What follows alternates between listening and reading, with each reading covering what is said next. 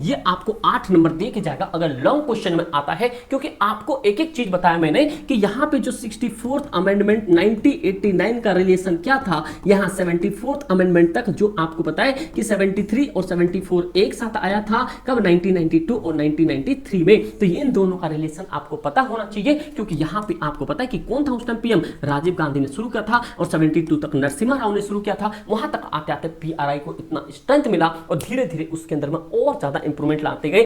ग्राम पंचायत के अंदर में जो इलेक्शंस हो गए इंडिविजुअल, जहां पे 20 लाख से कम की पॉपुलेशन होगी कंप्लीट जिला के अंदर में, वहां पे इलेक्शंस होगा जो कि सेपरेट आर्टिकल 243C क्लाउज 2 है। ये जो होता है इसे क्लाउज कहते हैं, जो कि दोनों तरफ से ब्रैकेट बंद रहता है, उसे क्लाउज कहते हैं। जय हिंद मेरे भाई, आप क्लास 11th में हो या 12th में हो, जिस भी सेशन में हो, आपके लिए एक टॉपिक है जो कि मोस्ट इंपॉर्टेंट टॉपिक है पॉलिटिकल साइंस का, जिसका नाम आप पंचायती राज देख रहे हो मेरे भाई। पीआरआई पंचायती राज इंस्टीट्यूशंस मेरे भाई, आज आपको इस वीडियो में कंप्लीट पता चल जाएगा। अगर क्लास 11th में हो, पॉलिटिकल साइंस में अगर 8 नंबर करने हैं आपको, तो मेरे भाई बस ये कंटेंट छाप देना जो मैं आपको यहाँ पे अभी शो करने वाला हूँ पंचायती राज से। ये जितने भी कंटेंट है ये आपके लिए भाई होंगे मोस्ट इंपॉर्टेंट और एग्जामिनर का फेवरेट टॉपिक होता है ये, और यहां से आपके पेपर में जरूर पूछे जाते हैं। तो मेरे भाई आप किसी भी टॉपिक में हो, बस इस चीज को ध्यान लगाना, और यहां से एक एमसीक्यू भी पूछा जाएगा, तो एमसीक्यू को भी दिल दिमाग में बैठाना। जो मैं आज आपको पीडीएफ दूंगा, जो भी कंटेंट मैं आज आपको बताने वाला हूं, वन ऑफ द बेस्ट होगा आपके एग्जाम्स के अंदर में भाई, पूरे नंबर ला कर देंगे। और चीजों को समझना क्या क्या होता है, पीआरआई क्या है, हिंदी इंग्लिश कोई भी मीडियम हो, बट ये इंग्लिश मीडियम में है, हिंदी मीडियम में भी बहुत जल्दी शूट हो जाएगी, बट मैं आपको इंग्लिश मीडियम के जितने भी शेयर नहीं हो, प्लीज इसको सुनना टिल एंड, बस आप उसके बाद एनालाइज करना कि एक्चुअल में 73 अमेंडमेंट 74 अमेंडमेंट पीआरआई क्या होता है, कैसे इसकी शुरुआत हुई, क्या एंडिंग पॉइंट था, और किस तरीके से आज हमारे भारत में इसकी स्टेबिलिटी है, और कैसे हमारे देश को ये उजागर कर रहा है, कैसे एक स्टेप बाय स्टेप एक चीजों को लेके आ रहा है जो हमारा देश आगे डेवलप कर रहा है। क्योंकि आपने क्लास 10th में पढ़ा ही होगा कि जो आपके 3 सेशन में जो हमारे डिस्ट्रीब्यूशन होता है, वर्टिकल पावर्स को बांट दिया जाता है, आपने देखा था। तो भाई वही चीज थोड़ा सा यहाँ पे ऐड ऑन किया गया है। बस चीजों को समझना क्या है पंचायती राज। जैसे आप यहाँ पे देख रहे हो, पंचायती राज में आप सबको पता है कि एक पंचायत होता है, मतलब कि जो पावर्स ऑफ डिस्ट्रीब्यूशन होता है, जैसे सेंट्रल लेवल स्टेट को बांट देता है, स्टेट अपने लोकल बॉडीज को बांट देता है, वही चीज है मेरे भाई। तो अभी यहाँ पे आपको थोड़ा सा पता चलेगा। सबसे इंपॉर्टेंट पॉइंट है यहाँ पे, ध्यान से सुनना, जो आपका नेशनल पंचायती राज डे जो होता है ये 24 अप्रैल को मनाया जाता है। तो ये भी पॉइंट याद रख के जाना, ये आपके एमसीक्यू में होगा। तो पीआरआई जो है पंचायती राज कब मनाया जाता है, तो ये 24 अप्रैल को मनाया जाता है। और आपको ये सारा चीज देख लो कि गांव ग्रामीण इलाके में देखा होगा, एक मतलब मुखिया होता है, सरपंच होता है। तो सरपंच ही जो होता है हमारे ग्राम सभा का, जो ग्रामीण लेवल का जो सबसे बड़ा हेड होता है वो सरपंच होता है। तो ये भी पॉइंट याद रखना। जैसे लोकल बॉडीज के बारे में हम देखेंगे यहाँ पे, जिसमें कि हम पंचायती राज देखेंगे जो कि आपके रूरल एरियाज में दिखेगा, ग्रामीण सेक्टर में, जो कि इसके पावर्स बटे होंगे। पहला जिला परिषद होता है, फिर आपके पास ब्लॉक समिति होता है, फिर आपके पास ग्राम पंचायत होता है, एक स्टेप बाय स्टेप होता है। उसी तरह से लोकल गवर्नमेंट में ये म्युनिसिपैलिटीज देखेंगे, जो अर्बन सोसाइटी होती है उसके अंदर में म्युनिसिपल कॉर्पोरेशन होता है, जैसे दिल्ली, ये महाराष्ट्र, इन सबों में देखा होगा एमसीडी आती कूड़ा उठाने के लिए। फिर म्युनिसिपल काउंसिल्स होता है, आपने देखा उनकी मीटिंग होती है, उनकी काउंसिल्स में मतलब चेयरमैन ये सब सेलेक्ट किए जाते हैं। लास्ट में नीचे होता है नगर पंचायत, क्या होता है नगर निगम, जैसे आप नगर निगम के स्कूल देखते होगे। तो यही एक पॉइंट है जहां आज हम सारी चीजों को बात करेंगे। एक 73 74 व्हाटएवर जो भी चीज है कि 1992 क्या था, 1993 क्या था, ये कैसे बना था, एक्चुअली 66 क्या था, वो सारी चीजें इसमें डिस्कस करेंगे। तो चलो भाई, सबसे पहला पॉइंट आपके सामने यहाँ पे है, जो आप सामने यहाँ पे देख पा रहे हो। ध्यान से सुनना, जो चीज बता दूं कि एक्चुअली पंचायती राज का स्टार्ट कैसे हुआ था, किस तरीके से चला था। ये सबसे पुरानी बात है, जब हमारे देश के प्रधानमंत्री राजीव गांधी थे मेरे भाई, उस समय की बात है। जैसे आप यहाँ पे देख पा रहे हो, The amendment phases began with the 64 Amendment Bill 1989। ये कहानी जो है ना पंचायती राज का, ये 60 जो हमारे पास यहाँ पे 64th अमेंडमेंट जो हुआ था यहाँ पे 1989 में। और आपको पता होना चाहिए इसी टाइम में एक और अमेंडमेंट हुआ था 61st अमेंडमेंट, क्योंकि दोनों हुआ था। जो आपकी वोटर लिस्ट के लिए हुआ था, जो आपके एज घटा दिया गया था, 21 साल से 18 साल कर दिया था, उसी समय में ये भी एक मतलब की कंडीशंस लाया गया था। और जिसमें कि आपके पास सामने दिख रहा है कि ये which was introduced by the Rajiv Gandhi seeking the strength of the PRI. क्या कह रहे हैं यहाँ पे, राजीव गांधी पीआरआई को ज्यादा स्ट्रेंथ देना चाहते थे। बिल वाज नॉट पास इन राज्यसभा। तो एक पॉइंट याद रखना कि राजीव गांधी ने बहुत पहले ही सोचा था कि पीआरआई को जो ना हम बहुत ज्यादा प्रमोट करेंगे, आगे ले जाएंगे, बट ऐसा जो बिल था लोकसभा में पास हो गया था, बट राज्यसभा में पास नहीं हुआ। क्योंकि आपको पता है कि कोई भी बिल होता है, चाहे लोकसभा हो या यहाँ पे राज्यसभा हो, या हर जगह पास होना चाहिए। तो इसीलिए याद रखना यहाँ पे Gandhi seeking to strength the PRI but the bill was not passed in Rajya Sabha. तो यही पॉइंट है। अब लेकिन आपने किताब में देखा होगा, किताब में कहीं पे भी नहीं लिखा है, राजीव गांधी की तो किताब में नाम भी नहीं लिया गया है 73 74 अमेंडमेंट में। तो आपको समझ आना चाहिए कि एक्चुअल में देखो बिना चिंगारी की धुआं नहीं होती है। इट मींस कि कहीं ना कहीं किसी न किसी ने बात को उठाया होगा, उस बात को आगे लिखा है। समझ रहे हो बात को? तो यही एक रीजन था पीआरआई के अंदर में कि राजीव गांधी ने सबसे पहले 1989 में 64 अमेंडमेंट के थ्रू इसको बिल को पास करना चाहते थे, स्ट्रेंथ देना चाहते थे पीआरआई को, बट ऐसा नहीं हुआ था। इसीलिए यहां पे आपको इतना समय लग गया था, 2 अक्टूबर 1959 इतना समय लग गया था। आपको पता होना चाहिए सबसे पहले इसके अंदर पंचायती राज स्टैबल किया गया था, और कहां पे? नागौर डिस्ट्रिक्ट, जो कि आपको पता है राजस्थान में था। तो अभी आगे बात करेंगे मेरे भाई, समझे मेरे भाई इन सब चीजों को? तो ये भी पॉइंट आपको याद रखना है, मोस्ट इंपॉर्टेंट पॉइंट है। अगर आपसे कोई भी पूछता है 73 या 74, ये सबको पता भाई, 1992 में हुआ था, 1993 में हुआ था, ये सबको पता है। बट क्या ये चीज पता है आपको? क्या इससे पहले पता थी कि जो 64 अमेंडमेंट हुआ था 1989 के अंदर में, वहीं पे सबसे पहले राजीव गांधी स्ट्रेंथ देना चाहते थे पीआरआई को, और वहीं से राइज हुआ कि पीआरआई बहुत ज्यादा स्ट्रेंथफुल बनना चाहिए। समझे मेरे भाइयों? ये पॉइंट आगे ध्यान से सुनते जाओ भाई, दिल दिमाग आपको बताए कि जो भी टॉपिक आएगा बिंदास आएगा। तो अगला पॉइंट आता है the constitution 74th amendment bill combined bill of the PRI and municipal corporation. तो एक पॉइंट याद रखना, जब यहाँ पे 74th अमेंडमेंट, कहने का मतलब क्या हो गया, पीआरआई का ये सारा सिस्टम लग गया था 64 से 74 तक, क्योंकि देखो जो 64 में इन्होंने अमेंडमेंट को पास करने की कोशिश की, वहां पास नहीं हुआ। तो इसलिए लास्ट में जाके इन्होंने कहा कि भैया अब ऐसा है कि अब हमें ना मतलब पीआरआई के साथ साथ में विलेज लेवल को लेकर हमें अर्बन को भी सोचना चाहिए। तो यही एक रीजन था कि 74 अमेंडमेंट जो आया था, जिसमें किया पीआरआई और प्लस में यहां पे पंचायती राज और म्युनिसिपल कॉर्पोरेशन दोनों को अप्रूव किया गया था, और ये इंट्रोड्यूस किया गया था 1999 में, but never taken up for the discussions. But क्या कह रहे हैं यहां पे? But was never taken up for the discussion. यहां पे भी डिस्कस नहीं किया गया, मतलब 10 साल इस चीज पे बात होती रही, बट कहीं पे डिस्कस नहीं किया गया। यही एक रीजन था। क्यों? देखो it was the during the prime ministers of PV Narasimha Rao and that comprehensive amendment was introduced in the form of Constitution 72 Amendment Bill September 1992। तो यही एक रीजन था कि यहाँ पे एक बिल पास किया गया था, किसका? 72 वाले का, और उसके बाद 74 का लिया गया था, बट ये बिल को पास नहीं हुआ, क्योंकि 73 74 आगे जाने के बाद constitution amendment were pass the parliament in December 1992। Through this amendment local self government was introduced in rural and urban India. यही एक रीजन है कि यहाँ पे रूरल और अर्बन इंडिया को, मतलब कि इंडिया में इस चीज को इंट्रोड्यूस किया गया। The act came into the force constitution 73 amendment जो हुआ था ये 1992 में हुआ था, जो अप्रैल 24 था, जिसे आप यहाँ पे 24 अप्रैल 1992 को आप यहाँ पे पीआरआई डे कहते हो, पंचायती राज कहते हो। 1993 में क्या हुआ था? ये कॉन्स्टिट्यूशन का 74 अमेंडमेंट था, जो कि पास तो 1992 में हुआ था, लेकिन एक्चुअल में ये इंप्लीमेंट कब किया गया था? 1 जून 1993। तो ये भी पॉइंट आपको याद रखना है, जो म्युनिसिपल कॉर्पोरेशन था वो 1 जून 1993 था, 1993 था, और वो जो था 24 अप्रैल 1992 था। तो ये भी दिल दिमाग में रखना, ये एक सिस्टम था। आगे तो अभी बहुत सारी चीजें मेरे भाई बात करने के लिए, अभी ध्यान से सुनते जाओ क्या क्या चीज था।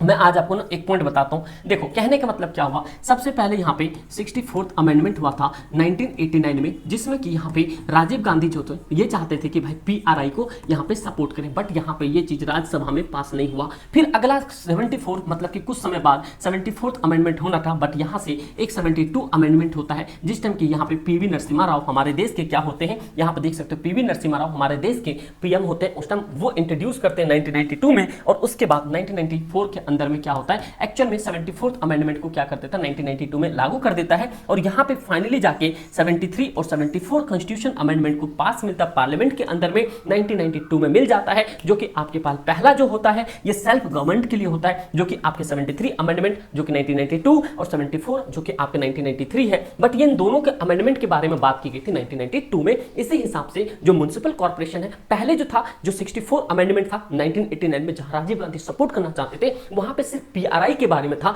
लेकिन कुछ दिनों के बाद जैसे 10वां अमेंडमेंट तक पहुंचे, 74 अमेंडमेंट तक पहुंचे, तो सभी ने सोचा कि यार अलग अलग पार्लियामेंट्री में मतलब कहने कोई मतलब है नहीं, क्योंकि रूलर भी अलग है, अर्बन भी अलग है, तो रूलर अर्बन को कंबाइन करके एक कॉन्स्टिट्यूशनली एक अमेंड कर देते हैं और कुछ बिल पास करवा के इसको हम इंट्रोड्यूस कर देते हैं। इसीलिए इनको इतना समय लग गया था। अब फाइनली 1992 में जाके ये सारी चीजें इंप्लीमेंट हो गई। समझ आ रहा मेरे भाई? आगे देखो जब ये सारी चीजें हो जाती है तो साइलेंट फीचर्स क्या थे, 73 74 अमेंडमेंट के साइलेंट फीचर्स क्या थे, ये आपके इंपॉर्टेंट है, ये आपको 8 नंबर दे के जाएगा अगर लॉन्ग क्वेश्चन में आता है, क्योंकि आपको एक एक चीज बताया मैंने कि यहां पे जो 64th अमेंडमेंट 1989 का रिलेशन क्या था, यहां 74th अमेंडमेंट तक जो आपको पता है कि 73 और 74 एक साथ आया था कब, 1992 और 1993 में। तो ये इन दोनों का रिलेशन आपको पता होना चाहिए, क्योंकि यहां पे आपको पता है कि कौन था उस टाइम पीएम, राजीव गांधी ने शुरू किया था और 72 तक नरसिम्हा राव ने शुरू किया था। वहां तक आते आते पीआरआई को इतना स्ट्रेंथ मिला और धीरे धीरे उसके अंदर में और ज्यादा इंप्रूवमेंट लाते गए और धीरे धीरे आप सामने अभी सारी चीजों को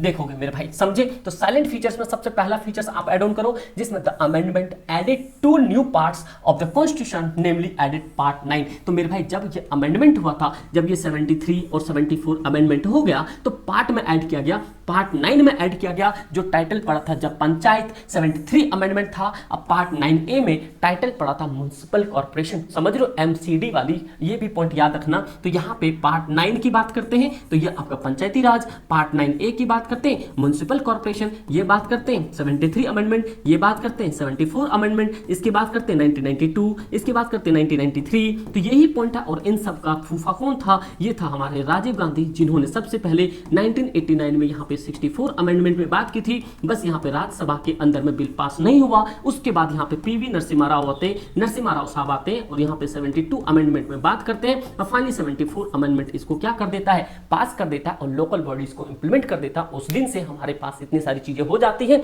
और इसके अंदर में 29 मतलब कि सब्जेक्ट को ऐड किया जाता है, समझे। तो ये फीचर्स होता है जो आपको नंबर देगा, समझे मेरे शेरनियों। तो प्लीज इन सब चीजों को आप समझो या नोट करते जाओ, जो जो चीज बता रहा हूं पूरे एकदम आपकी रूपरेखा चेंज कर देगा आंसर शीट का, समझे मेरे भाई। आगे देखो, ये सारी चीजें हो जाती है कि basic unit of the democratic system gram sabha. उन्होंने कहा कि जो पंचायती राज होते हैं उसको क्या किया जाएगा, उन्होंने कहा कि बेसिक लेवल जो होता है डेमोक्रेटिक कंस्टिट्यूशन में, जो बेस लेवल पे उसे कहेंगे ग्राम सभा, जिससे विलेजेस कहेंगे, जहां पे वार्ड कमेटी होता है और म्युनिसिपल पार्टीज जो होता है यहाँ पे comprising the all adult member registered as a voters. और यहाँ पे क्या किया जाएगा, जितने भी अर्बन एरिया होंगे या रूरल एरिया होंगे वहां पे जो भी 18 साल का होगा उसे हम वोटर मानेंगे। इसीलिए 3 टियर ऑफ सिस्टम आया था, जो कि यूपीएससी बहुत बार पूछा जाता है। 3 टियर गवर्नमेंट क्या होता है, कैसे 3 लेवल पे गवर्नमेंट को बांटा जाता है, जिला परिषद होता है, ब्लॉक समिति होता है, ग्राम पंचायत होता है, ये लेवल को बांटते हैं, समझे मेरे भाई। जैसे यहाँ पे देखो, यहाँ पे जिला परिषद हो गया, ब्लॉक समिति होगा, ग्राम पंचायत हो गया, ये आपके 3 टियर गवर्नमेंट होते हैं। तो ये भी पॉइंट याद रखना और इस फ्लो चार्ट को बना करना एग्जाम्स के अंदर में। फिर क्या रहा है, the panchayat as a village होता है, इंटरमीडिएट ब्लॉक लेवल होता है, जो बीच वाला होता है, तालुक भी कहते हैं, मंडल भी बोलते हैं। फिर आपका district except the state of the population below to 20 lakh, मतलब उसको बोला जाता है, मतलब कि 3 टियर्स में ग्राम पंचायत उसके अंदर में होता है जहां पे 20 लाख से कम की 20 लाख एटलीस्ट कम से कम आबादी होनी चाहिए। Level accept in the state with population is below 20 lakh, समझ रहे हो बात को, जो कि आर्टिकल किस में बोला गया है, 243B में बोला गया है। वहीं पे 3 लेवल गवर्नमेंट होगा।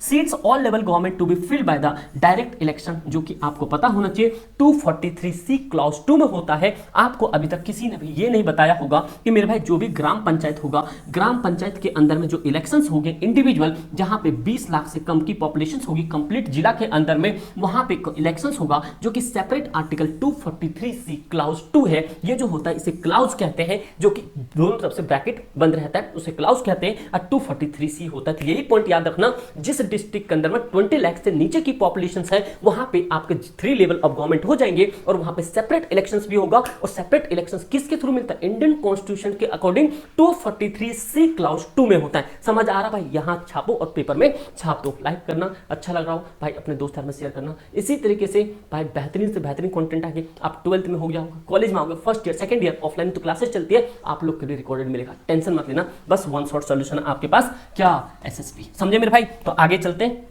और कोई डाउट है कमेंट जरूर करना मेरे भाई। ये हो जाता है कह रहा seat reserve for the schedule caste, SC के लिए हो गया, ST के लिए हो गया। ये सारे क्या होते हैं, पंचायती राज में जो होता है सारे मतलब सीट रिजर्व होते हैं उनकी पॉपुलेशन के हिसाब से कितने, 1/3। तो यहाँ पे कह रहा है 1/3 of total number of seat be reserve for the women, मतलब महिलाओं के लिए कितना होता है, यहाँ पे 33% सीट जो होता है रिजर्व होता है, क्योंकि 33 का यहाँ आप 1/3 ही निकालोगे भाई, समझे मेरे भाई। कह रहा 1/3 of seat reserve for SC ST also reserve for women, मतलब कि SC ST वीमेंस के लिए कितना होता है 1/3, ये आपके MCQ में भी पूछा जा सकता है। फिर कह रहा है 1/3 ऑफिसेस ऑफ चेयरपर्सन रिजर्व होते हैं महिलाओं के लिए, जो ये किस में बताया गया 243D में बताया गया था। अगर मान लो इतना सारे चीज पढ़ लिया, आपको बोला तो भाई आपने ये भी पढ़ लिया कि भाई महिलाओं के लिए 1/3 सीट तो रिजर्व होगा, मेरे भाई कहां पर रिजर्व होगा, कहां पर लिखा गया, तो आपके दिल दिमाग में पता होना चाहिए मेरे भाई 243D कॉन्स्टिट्यूशन अमेंडमेंट के अंदर, एक्ट के आर्टिकल के अंदर में बोला गया है 243D के अंदर में कि 1/3 रिजर्वेशन दिया जाएगा। इसीलिए यहां पे ABCD दिख रहा है, आपको G तक जाएगा, समझे मेरे भाई। और ये आपके बीपीएससी एग्जाम में पूछा जा चुका है क्वेश्चन, तो ये भी पॉइंट याद रखना। तो आप लोग मुझे कमेंट करके बता दो 243C क्लॉज 2 में क्या दिया गया है। बस अगर आपको अभी पढ़ा है, इतना दिन तो हुआ नहीं, 2 सेकंड हुआ है, आप लोग कमेंट करके जरूर बताओ, समझे मेरे भाई। तो ये पॉइंट हो गया, डी तक समझ गए। फिर क्या यूनिफॉर्म 5 ईयर टर्म्स, मतलब कि अगर ये भी कहना चाह रहा है, अगर मान लो ग्राम पंचायत के अंदर में 5 साल के लिए वोटिंग होगा, जो मुखिया सरपंच सुने जाएंगे, अगर उनको भंग कर दिया जाता है, अगर जल्दी खत्म हो जाता है, तो आपको वो 6 मंथ के अंदर इलेक्शन करवाना पड़ेगा, जो कि आर्टिकल 243E में कहते हैं। तो आपको समझ आ रहा है कि सी में क्या बोला 243, जैसे आपके सामने यहां 243C में बोला कि भैया गांव के अंदर में इलेक्शंस होना चाहिए, जो कि 20 लाख से कम की पॉपुलेशन होगी। फिर आपके पास 243D में बोला गया, जो आपके सामने क्या 1/3 वीमेंस के लिए यहां पे सीट रिजर्व होगा। यहां पे 243E में बोला गया कि मेरे भाई आपके पास यहां पे अगर इलेक्शंस खत्म हो जाता है, या किसी कंडीशन से भंग हो जाता है या डिसॉल्व हो जाता है, तो आपको 243E के थ्रू आपके 6 महीने के अंदर में इलेक्शंस करवाना पड़ेगा PRI के अंदर में। समझ रहे हो बात को? ये सारे डेटा इधर रखो, उधर समझना, छाप देना पकड़ के। ये हो गया कि independent election commission, each state और सभी स्टेट के पास अपना इंडिपेंडेंट इलेक्शन कमीशनर होगा, आपको पता चल रहा है। और इनका हेड कौन होता है? इनका हेड होता है सेंट्रल लेवल, और उस सेंट्रल लेवल पावर देती है DM को, जो कि डिस्ट्रिक्ट मजिस्ट्रेट होता है, क्योंकि डिस्ट्रिक्ट के अंदर में इलेक्शंस हो रहे होते हैं। समझ रहे हो मेरे शेरो? तो ये पॉइंट था। अगला देखो, independent elections commission each state suspension, ये बता दे सुपरिटेंडेंस एंड कंट्रोल होता है, जो कि इलेक्टोरल होता है 243K के, मतलब कि इंडिपेंडेंट इलेक्शंस जो होता है पूरी कंट्रोल कौन करता है? इलेक्टोरल करता है 243K में। तो ये भी पॉइंट आपको याद रखना है। तो ये भी पॉइंट आपको यहां तक याद रखना, 243C, यहाँ पे D, फिर आपके सामने आ गया E, फिर आपके सामने आ गया K। ये सारे टर्म्स आप याद करके स्टिकी नोट बना के लिख लो, जब भी PRI या छाप देना। कभी इतना चीज मास्टरों को भी नहीं पता होता एग्जाम्स के अंदर में, क्योंकि वो भाई पुराने पढ़े होते, धड़ पर चेक करते हैं, बट आपको अपना नॉलेज यूज करना है। समझ लो बात को? अच्छा लग रहा हो ना भाई? एक लाइक कर देना। देखो, panchayat to the prepare plan for the economic development. अब क्या होता है, जब आपके पास सारा चीज हो गया, तो आपके पास वहां पे इकोनॉमिक डेवलपमेंट भी होना चाहिए, सोशल जस्टिस भी होना चाहिए। ये सारे सब्जेक्ट होते हैं जो लॉ ऑफ वेरिएशन को देखा जाता है। Panchayat including the subject at the instituted 11 schedule, और आपके पास 243G में बोला गया है आर्टिकल के अंदर में कि जो पंचायत लेवल होगा वहां पे 11 शेड्यूल में आप भारत के कॉन्स्टिट्यूशन के 11 शेड्यूल देखोगे, जो कि 243G में भारत के संविधान में बोला गया है, इनके पास कुछ सब्जेक्ट्स होंगे जो कि पंचायत लेवल को ग्रो करने में मदद मिलेगी, मतलब कि इकोनॉमिक डेवलपमेंट के लिए। समझे? अगला देखो, 74th अमेंडमेंट प्रोवाइड करता है डिस्ट्रिक्ट प्लानिंग कमेटी। क्या कहता है? डिस्ट्रिक्ट प्लानिंग कमेटी, जो कि कंसोलिडेट होता है किस चीज के लिए? पंचायत एंड म्युनिसिपल पार्टीज के लिए, जिसमें बताया था 243Z और D में ये सारे क्लॉज होते हैं, जहां पे ये एक कमेटी बनती है कि किसको पंचायती राज को कितना प्रमोट करना है, MCD म्युनिसिपल कॉर्पोरेशन को कितना प्रमोट करना, उनकी क्या प्लानिंग होनी चाहिए, उनका कैसे इकोनॉमिक एक्टिविटी होनी चाहिए, ये सारी चीजें लिखा गया है। उसके बाद में एक बजट भी एलोकेशन होगा, किसके थ्रू? स्टेट गवर्नमेंट के थ्रू, जहां पे रेवेन्यू को सर्टेन टैक्सेस के हिसाब से किया जाएगा, कलेक्शन किया जाएगा, और वो वहां पे पता चलेगा कि भैया स्टेट में कितने तरह के टैक्सेस हैं। जैसे सेंट्रल गवर्नमेंट, आप तो अब तो सिंपल एक ही टैक्स आ गया, यहाँ पे GST। क्या आप लोग को इसका फुल फॉर्म पता है? अगर फुल फॉर्म पता है तो आप लोग कमेंट करके जरूर बताना, ठीक भाई। और कब पास हुआ ये तो आपको ईयर पता हो तो बता देना, वरना कोई दिक्कत वाली बात नहीं है। ये सारे जो आपके पास फाइनेंस कमीशन जो होता है, जो स्टेट के अंदर में फाइनेंस कमीशन होता है, वो आपको याद रखना इस तरीके से 243H में होता है। तो ये भी पॉइंट याद रखना कि स्टेट के अंदर में फाइनेंस कमीशन जो होता है वो 243H के थ्रू होता है। तो ये सारे आपके क्या थे?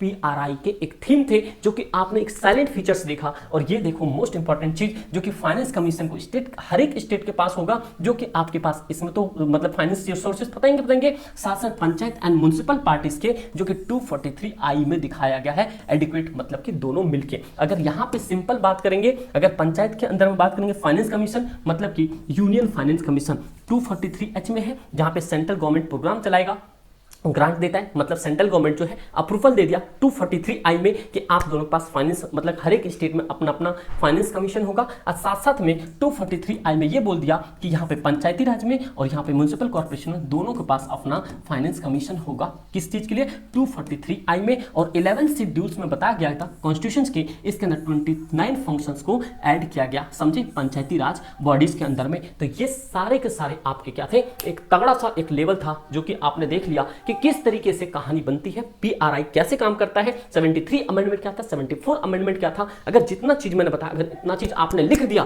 तो 8 नंबर भाई पूरे पूरे आपके बनेंगे। जो फ्लो चार्ट बताया उसको ऐड ऑन कर देना, बस यही है।